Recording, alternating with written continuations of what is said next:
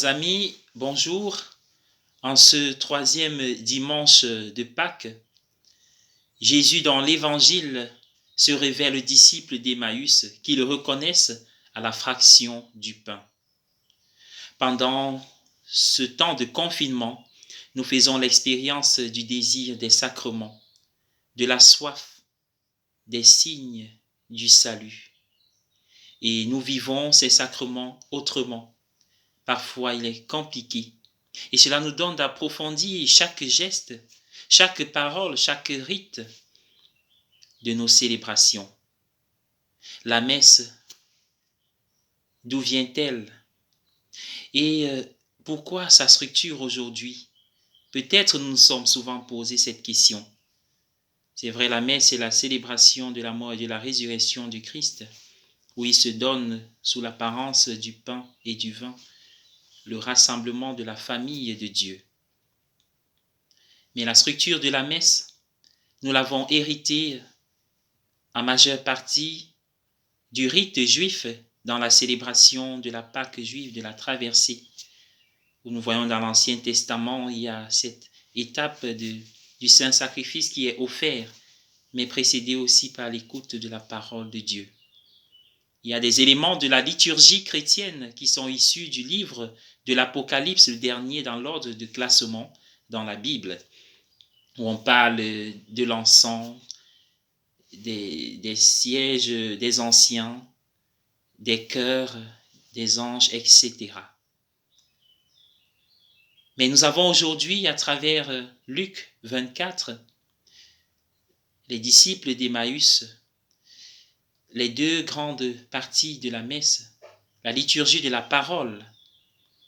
Jésus parle, leur explique, après les avoir écoutés, que ce qui est arrivé était annoncé par Moïse et les prophètes.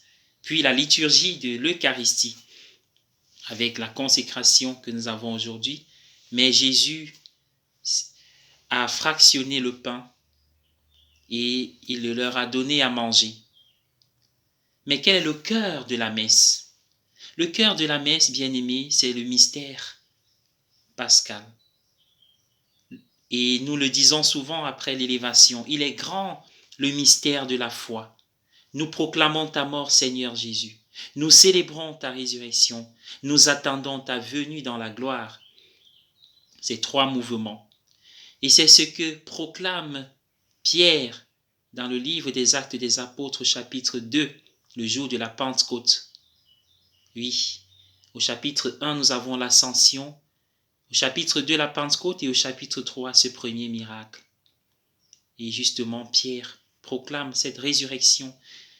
Et il le dira encore dans son épître que nous avons lu en deuxième lecture aujourd'hui.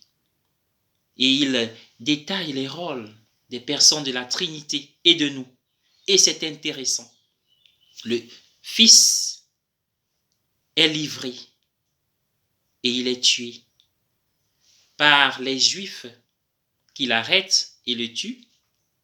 Le Père ressuscite le Fils, le fait siéger auprès de lui et lui fait don de l'Esprit. Le Fils qui est mort, qui est ressuscité, répand l'Esprit et envoie. Et quant à nous, il est dit par Pierre, nous sommes témoins. Mais pas de témoignage possible sans l'Esprit Saint. Et rappelons-nous, nous sommes au jour de la Pentecôte, ils ont reçu l'Esprit. Mais alors, c'est vrai qu'il s'agit des dons, et le premier don fait aux croyants, c'est l'Esprit, après la résurrection.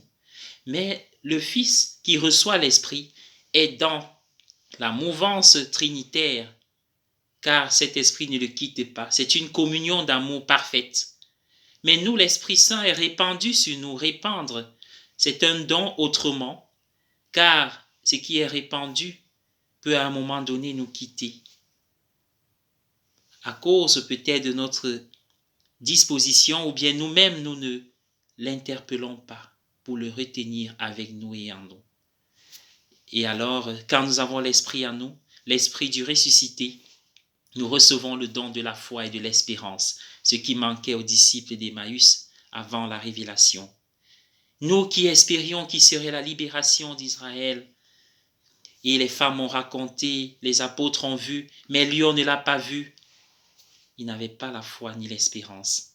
Et nous, quand nous l'avons reçu, quand nous sommes relevés de nos doutes, de nos peurs, disons au Seigneur, comme les disciples d'Emmaüs, Mane nobis cum Domine, reste avec nous, Seigneur, car il se fait tard, car je suis heureux, car je pleure, car j'ai peur, reste avec moi, car je doute, car je te loue, je te bénis. Bonne journée à tous, Père Omer Billy Dangan.